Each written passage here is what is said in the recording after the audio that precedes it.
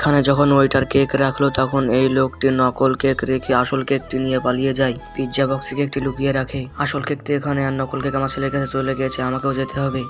তখনই waiter cake নিয়ে এসে বলে, স্যার আপনার কেক। একটা কোল্ড ড্রিঙ্কস নিয়ে এসো। ঠিক আছে। এরপর সেই লোকটি আসে, আরে বাবা তুমি এখানে কেন? আমি বললাম না বাইরে গিয়ে বসো। বেটা আমি তোমার বার্থডে পার্টিতে থাকতে চাই। ওহ বাবা এটা একদম সম্ভব না, আমার বন্ধু আছে, ও অনেক বড় লোকের ছেলে, ও যদি দেখে তুমি আমার বাবা তাহলে আমার মান সম্মান থাকবেই। বলো তুমি যাও বাইরে গিয়ে বসো। এক কাজ করে সামনে টেবিলে বসি, তোমার বন্ধু এসে জিজ্ঞেস করলে বলবে এটা আমাদের বাড়ির কাজের লোক।